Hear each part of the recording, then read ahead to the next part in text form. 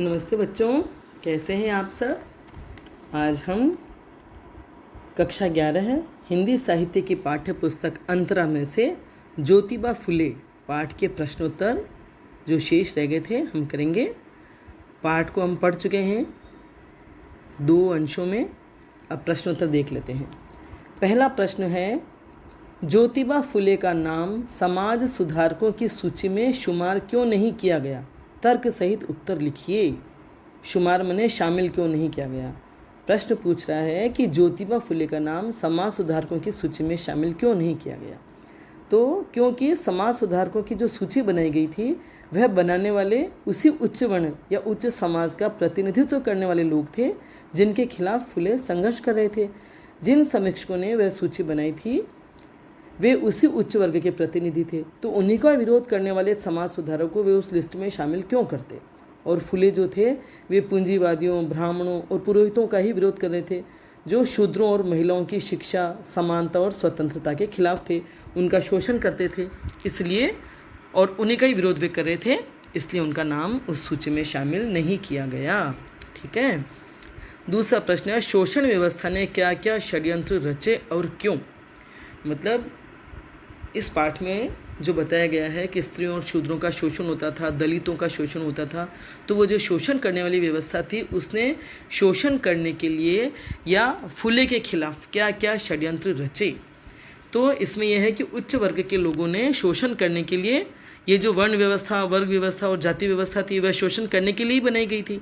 और जो तीनों सत्ताएं थी, ब्राह्मण सत्ता, राज सत्ता और धर्मवादी सत्ता, ये आपस में साठ गांठ करके निम्न वर्ग का शोषण करती थी।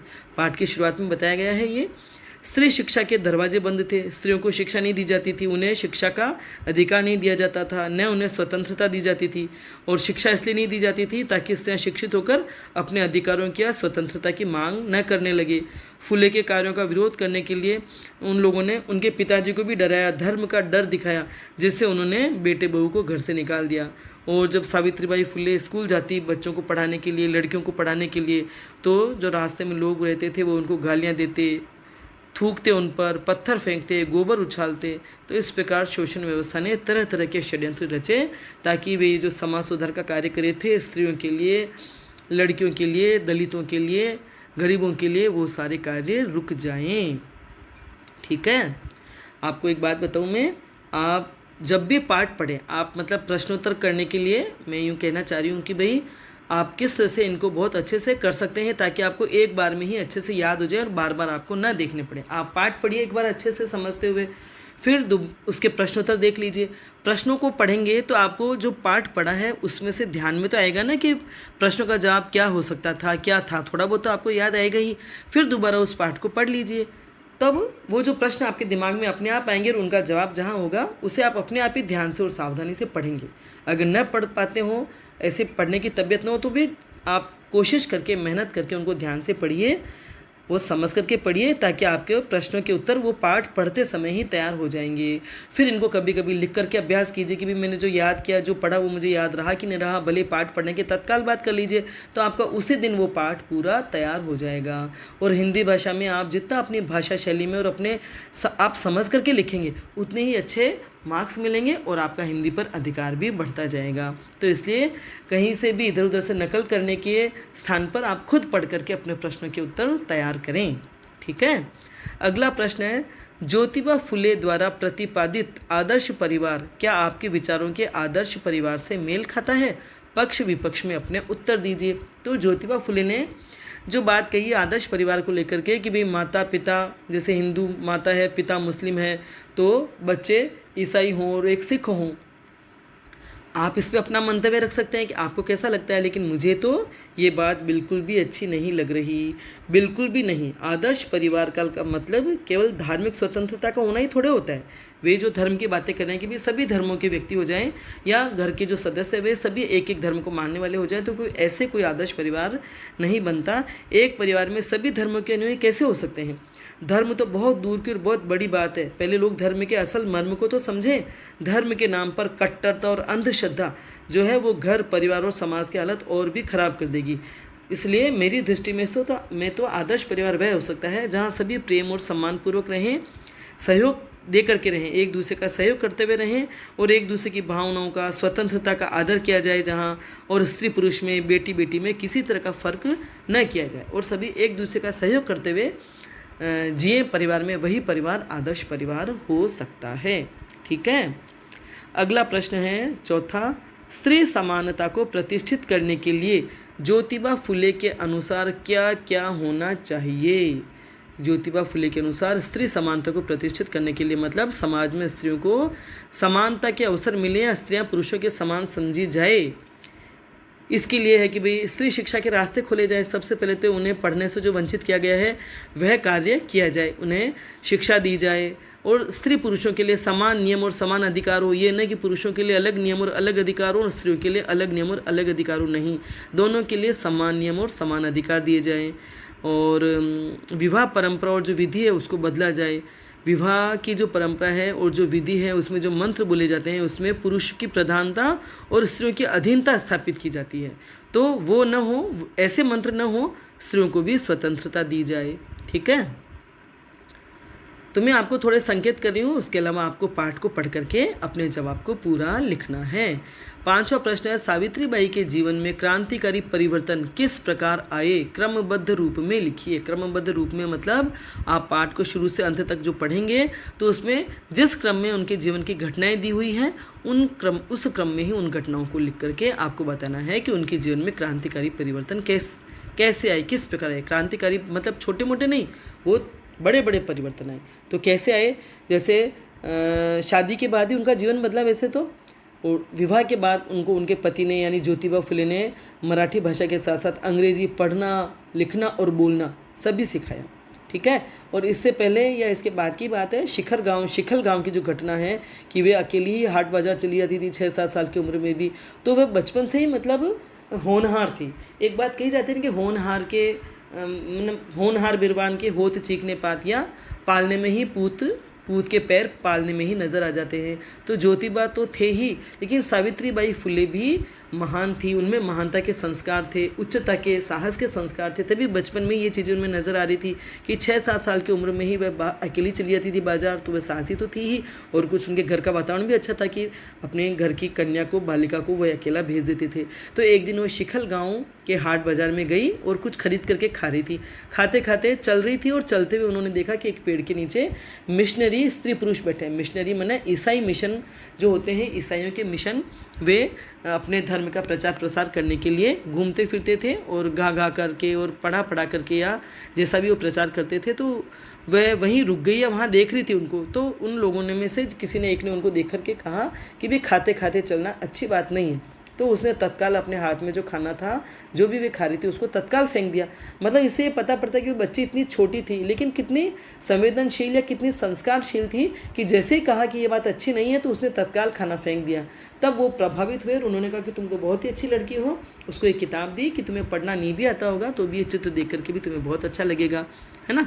तो इससे ये पता चलता है कि उनमें ग्रहण शक्ति कितनी थी। बात को तत्काल सुना और उसे अमल में लिया, मतलब अच्छी बातों को अपनाने में, ग्रहण करने में वे बिल्कुल भी देर नहीं लगाती थी। ठीक है। और ज्योतिबा के साथ उन्होंने स्कूल खोली, कन्या पाठशाला खोली और कितना संघर्ष किया उन्होंने, कितने व्यवधान, कितनी बाधाएं, कितनी अड़चनें लोगों ने डाली। घर से माता पिता ने उनको निकाल दिया लेकिन उन्होंने अपने पति के साथ कदम से कदम मिलाकर वे चलती रही। कितना संघर्ष किया, कितना अपमान सहा। जब कन्या पाठशाला जाती थी तो लोग रास्ते में थूकते थे, गोबर उछालते थे, पत्थर फेंकते थे, गालियाँ देते थे, लेकिन किसी बात की उन्होंने परवाह नहीं की और घर घर जाकर बालिकाओं को बुला के लाती थी। और निम्न जाति के लिए जब उन्होंने देखा कि वे पानी पीने के लिए भी तरसते तो अपने घर के पानी के हौद को भी उनके लिए खोल दिया और हौदों का भी निर्माण करवाया। तो इस प्रकार सावित्रीबाई के जीवन में क्रांतिकारी परिवर्तन आए। एक साधारण सी स्त्री से वे इतनी महान स्त्री बन गई कि उन्होंने समाज के लिए, समाज को सुधारने के लिए कितने कार्य किए अपने पति के साथ मिलकर। ठीक है। छठा प्रश्न है, ज्योतिबा फुले और सावित्रीबाई के जीवन से प्रेरित होकर आप समाज में क्या परिवर्तन करना चाहेंगे? एक बात और देखिए, पूरा पाठ जो है उनकी जीवनी का अंश है उसमें, और ये जो सारे प्रश्न हैं टोटल यही बात है कि ज्योतिबा फुले ने समाज सुधार के कार्य किए, दलितों के लिए, गरीबों के उत्थान के लिए किए, स्त्रियों के लिए किए, शूद्रों के लिए किए। तो यही बात हर प्रश्न में घूम फिर करके थोड़े बहुत परिवर्तन से, थोड़े बहुत फेरबदल से यही जवाब आ रहा है। सब प्रश्नों के जवाब एक जैसे हैं। तो आपको ये और समझना है कि प्रश्नों को हमेशा ध्यान से समझो।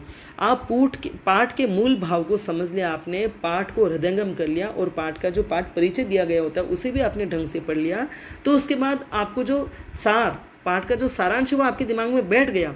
पाठ में जो विषय वस्तु है, जो घटनाक्रम है या जो कथानक है वह आपके दिमाग में बैठ गया, तो उसके प्रश्नों के उत्तर फिर आपको 2 प्रश्न हो, चाहे 10 प्रश्न हो, चाहे 15 प्रश्न हो, सब प्रश्नों के जवाब थोड़े से फेरबदल के द्वारा, थोड़े से भाषा शैली में परिवर्तन से आप आराम से दे सकते हैं। और इससे से आप प्रश्नों को हल करेंगे ना एक बार पढ़ करके भी, तो आपको वो अपने आप हृदयंगम हो जाएगा, सारा अपने आप ही आपके अंदर इतना उतर जाएगा कि आपको दिक्कत ही नहीं आएगी, न तो बार बार पढ़ना पड़ेगा न आपको रटना पड़ेगा। ठीक है, तो आप इस चीज़ को अपनाएं। एक तो पाठ को 2 बार पढ़ें, पाठ को पढ़ करके प्रश्न देखें, फिर दोबारा पाठ पढ़ लें और बस थोड़ा सा फेरबदल करके आपको प्रश्नों के जवाब देने हैं। तो आपको न तो 10 प्रश्न रटने हैं, प्रश्नों के जवाब रटने हैं, न 15 प्रश्नों के जवाब रटने हैं। बस आपने तो मूल विषय वस्तु को दिमाग में बिठा लिया, फिर आप उनके जवाबों को अपनी भाषा शैली में अपने तरीके से दीजिए। हिंदी विषय में यही सबसे खास बात है कि रटने की ज़रूरत ही नहीं है। आपको समझने की क्षमता है, कल्पना करने की क्षमता है, अभिव्यक्ति करने की क्षमता है, तो आप हिंदी में कभी मात नहीं खा सकते। और इसके लिए ज़रूरी है एक और बात कि आप पत्र पत्रिकाएं पढ़ने की भी आदत बनाइए, है ना। कोई भी पत्र पत्रिका आप महीने में अगर मंगाएंगे, स्कूल में भी आती है, लाइब्रेरी में, तो उनको पढ़िए, पढ़ने का शौक़ रखिए। तो आप ये सब पढ़ेंगे तो आपका दिमाग और तेज़ होगा, दिमाग की धार तेज़ होगी, मतलब दिमाग में जो जंक लगा हो ना, केवल पाठ्य पुस्तक पढ़ते आप तो वो भी पूरी नहीं पढ़ते, आजकल बच्चे वो भी पूरी नहीं पढ़ते। तो आप एक तो अपनी पाठ्य पुस्तकों को ध्यान से पढ़िए, उसके अलावा पत्र पत्रिकाएँ पढ़िए, अखबार पढ़िए, तो आपकी भाषा शैली, कल्पना और चिंतन क्षमता और अभिव्यक्ति की क्षमता सब में सुधार आएगा और आप देखेंगे 1-2 साल बाद ही आप तो बहुत ही बढ़िया लिखने लगेंगे। ठीक है, तो अगला प्रश्न था कि ज्योतिबा फुले और सावित्रीबाई के जीवन से प्रेरित होकर आप समाज में क्या परिवर्तन करना चाहेंगे। तो हम क्या परिवर्तन करना चाहेंगे, सबसे पहले वही जाति व्यवस्था, वर्ण व्यवस्था। ये जाति व्यवस्था ठीक है, समाप्त तो नहीं हो सकती, लेकिन ये जो आपस में छुआछूत और भेदभाव की भावनाएं होती है वे बंद हो। शोषण नहीं होना चाहिए, किसी का भी शोषण नहीं होना चाहिए। गरीबी के आधार पर, स्त्री होने के नाते या निम्न जाति का होने के नाते, दलित होने के नाते किसी भी तरह से किसी भी व्यक्ति का शोषण नहीं होना चाहिए। शूद्रों को और स्त्रियों को शिक्षा प्राप्त करने का अधिकार मिलना चाहिए, है ना। उन्हें शिक्षा प्राप्त हो सके ऐसी व्यवस्थाएं होनी चाहिए। सभी को समानता और स्वतंत्रता मिले, धर्म के आधार पर भी भेदभाव न हो। तो इस तरह से हम समाज में ऐसे परिवर्तन करना चाहेंगे ताकि समाज में स्त्रियों का जीवन ऊंचा उठे, न कोई निम्न माना जाए न निम्न समझा जाए, सबके साथ समानता का व्यवहार हो, किसी भी तरह का भेदभाव न हो। ये जातिगत भेदभाव है ना, उसी ने हमारे देश को खोखला किया है क्या। तो हम ये भेदभाव न करें तो हमारे देश का, हमारे समाज का उत्थान आराम से हो सकता है, न इन भेदभावों का कोई फ़ायदा उठा सकता है। ये जातिगत छुआछूत और भेदभाव का ही फ़ायदा इन मुगलों ने और अंग्रेज़ों ने उठाया और हमारे देश में राज किया, हमारे देश पर राज किया उन लोगों ने, क्योंकि हमारी इन्हीं कमजोरियों का उन्होंने फ़ायदा उठाया। ठीक है, तो हम आज भी, जबकि पढ़ाई लिखाई का इतना प्रचार प्रसार हो चुका है, सब शिक्षित हैं, उसके बावजूद भी मैंने ये देखा है, कभी कभी कहते हुए शर्म आती है, अच्छा नहीं लगता, लेकिन ये देखा जितने एजुकेटेड लोग हैं वे उतना ही जाति को महत्व देते हैं। ठीक है, चलो अगला प्रश्न है 7वां। समाज में फुले दंपति द्वारा किए गए सुधार कार्यों का किस तरह विरोध हुआ। समाज में फुले दंपति द्वारा किए गए कार्यों का किस प्रकार विरोध हुआ। कि वे, ये भी प्रश्न का जवाब ये हम इतना पढ़ चुके हैं कि किस तरह से शोषण व्यवस्था ने क्या क्या षड्यंत्र रचे और क्यों, और फिर सावित्रीबाई के जीवन में क्रांतिकारी परिवर्तन किस प्रकार आए, या तो मतलब आप इन्हें इतने प्रश्न के जवाब दे, उसके आधार पर ही आप इस प्रश्न का जवाब दे सकते हैं कि फुले दंपति द्वारा किए गए सुधार कार्यों का किस तरह से विरोध हुआ। सब उनका विरोध करते थे, वे जब पढ़ाने जाते थे तो इतनी बाधाएं तो उनके इस कार्य में डाली, फिर थूकते थे, पत्थर फेंकते थे, गोबर उछालते थे, माता पिता के भी कान भरे तो धर्मवीरू पिता ने उन्हें घर से निकाल दिया और समाज सुधारकों की सूची में उनका नाम नहीं लिया, क्योंकि वे समाज सुधारक और सच्चे समाज सुधारक थे, लेकिन चूंकि वे उच्च वर्ग और उच्च वर्ण का ही विरोध कर रहे थे तो वो क्यों उनको अपनी सूची में शामिल करते। तो इस तरह से तरह तरह से उनके सुधार कार्यों का विरोध हुआ ताकि वे ये कार्य रोक दें या रुक जाएं, लेकिन वे दोनों डरे नहीं और एक प्राण होकर के, एक साथ होकर, कदम से कदम मिला करके उन्होंने समाज का सामना किया और जो उन्होंने ठाना उस कार्य को वे करके रहे। दलितों के लिए, गरीबों के लिए, शोषितों के लिए पानी के हौद, उन्होंने अपने ही घर के पानी के हौद खोल दिए। घर घर जाकर वे बच्चों को बुला करके लाती थी स्कूल में पढ़ने के लिए। और जो भी, और क्या उन्होंने किस बाल हत्या प्रतिबंधित गृह की स्थापना की, सत्यशोधक समाज की स्थापना की, उन्होंने क्रांतिकारी साहित्य रचा ताकि लोगों में ये सब भावनाएं फैले और समानता और स्वतंत्रता का वे उपयोग कर सकें। ठीक है, अगला प्रश्न है, उनका दाम्पत्य जीवन किस प्रकार आधुनिक दंपतियों को प्रेरणा प्रदान करता है। उनका दाम्पत्य जीवन कितना आदर्श था, एक उदाहरण है, बहुत बड़ा उदाहरण है। इतने वर्षों पूर्व जबकि हमारे समाज में पर्दा प्रथा, बाल विवाह, छुआछूत, नारियों की अशिक्षा, असमानता, अधीनता, इतने संस्कारों से झगड़ा हुआ था समाज, ऐसे समय में ज्योतिबा फुले ने सबसे पहले तो अपनी पत्नी को स्वतंत्रता दी, शिक्षा दी, समानता का अवसर दिया।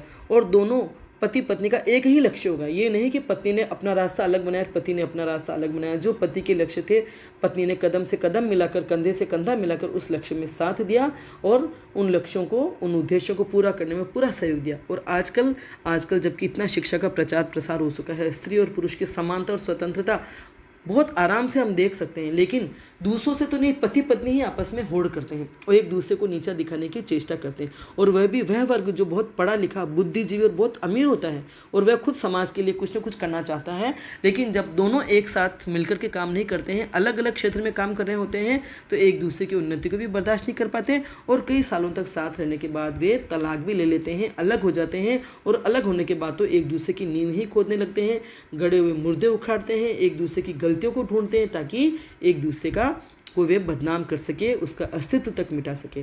तो ऐसे समय में, मतलब ऐसे लोगों को फुले दंपति से ग्रहण करनी चाहिए शिक्षा कि किस से उन्होंने इतने पुराने ज़माने में भी एक दूसरे का सहयोग देकर के इतने बड़े बड़े कार्य किए। तो हम तो पढ़ लिख गए हैं, हमें समानता मिली हुई है, स्वतंत्रता मिली हुई है, किसी भी तरह की कोई कमी नहीं है, तो हमें तो मिलजुल करके और भी समाज उत्थान के कार्य करने चाहिए।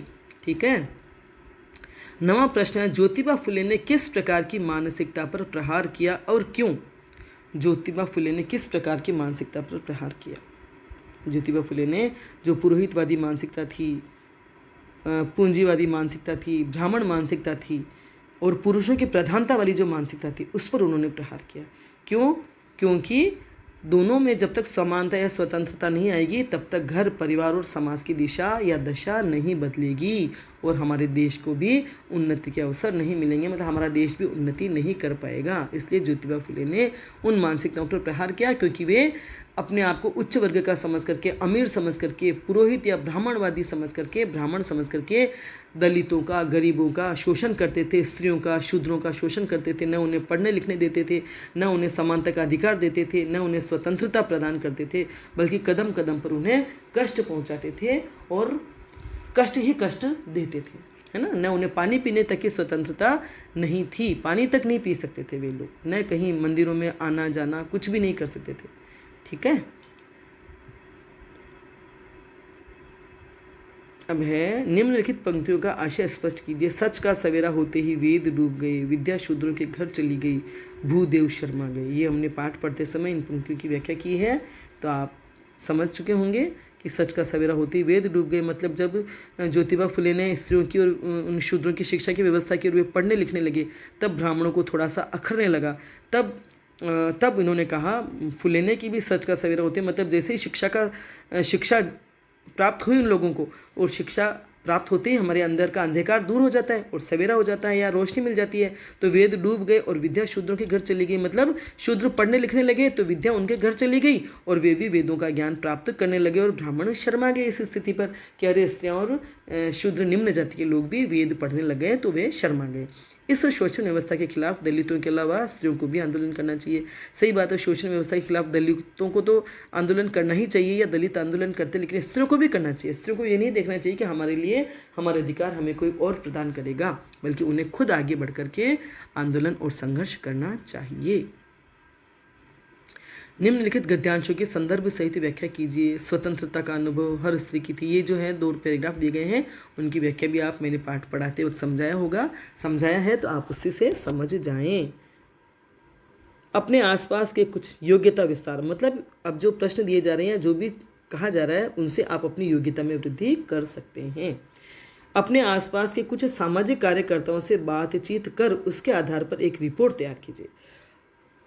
तो आजकल तो समाज सुधार के लिए इतनी संस्थाएं कार्य करती हैं कि आप अपने गली, मोहल्ले या समाज में, मतलब जहाँ पर भी आपको पता हो, कि कौन कौन सी संस्थाएं हैं, उन संस्थाओं के व्यक्तियों को आप जानते हैं या नहीं जानते, तो भी आप उनसे, उनके कार्यकर्ताओं से मिलकर उनकी योजनाएं, उनके उद्देश्य और किस मामले में, किस विषय पर वे समाज सुधार कर रहे हैं, समाज सुधार के उनके लक्ष्य क्या हैं, कार्य करने की शैली क्या है, ये सब जानकारी प्राप्त करके आप स्वयं रिपोर्ट तैयार कर सकते हैं।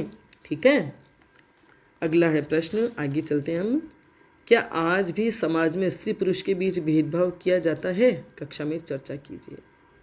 बहुत अच्छा प्रश्न है, बहुत अच्छा मुद्दा उठाया, मतलब बहुत अच्छी बात उठाई कि क्या आज भी समाज में स्त्री पुरुष के बीच भेदभाव किया जाता है? भले ही हमारे देश में शिक्षा का बहुत प्रचार प्रसार हो सका है, संविधान ने अधिकार दे रखे हैं समानता के, स्वतंत्रता के, लेकिन समाज की स्थितियाँ बहुत अलग होती है। कानून कितने ही बन गए हों स्त्रियों के हक में, लेकिन समाज की या सामाजिक स्थितियाँ बहुत अलग होती है। तो आप बच्चों से मैं कह रही हूँ, आप स्वयं देखिए कि आपके घर में, आप लोगों के साथ, आप अपने घर में इस चीज़ को देखिए कि आपके भाई बहनों के बीच फ़र्क किया जाता है, खाने पीने या ज़रूरत की हर चीज़ उपलब्ध कराने में, पढ़ाई और कैरियर को लेकर अंतर किया जाता है, या बेटी की इच्छा को भी महत्व दिया जाता है, उसकी इच्छा पूरी की जाती है, उसके खाने पीने की इच्छा, वस्त्र पहनने की इच्छा, बाहर जाने की इच्छा, पढ़ने की इच्छा, या कैरियर को लेकर वे क्या सोचती है, शादी को लेकर वो क्या सोचती है, तो क्या उसे थोड़ा उसकी इच्छाएं पूछी जाती है, या उसको इतनी स्वतंत्रता दी जाती है कि वह अपने बारे में जो भी सोचेगी या करना चाहेगी तो कर सकती है ना। और आपको अगर कुछ गलत लगता है तो आपको कहना भी चाहिए। अगर आप अपने माता पिता से भी समानता और स्वतंत्रता की अपेक्षा नहीं कर सकती या नहीं कर सकते हो, तो फिर कहाँ और किन से अपेक्षा कर सकेंगे? अगर माता पिता ये कहते भी अपने ससुराल में जाके करना, कहते हैं ना, अक्सर यही कहा जाता है भी वहाँ पढ़ाई करना या वहाँ नौकरी करना। अरे जब आप माता पिता होकर के हमें यहाँ पढ़ाई नहीं करने दोगे या नौकरी नहीं करने दोगे, तो हम ससुराल में कैसे अपेक्षा रख सकते हैं अपनी सास से?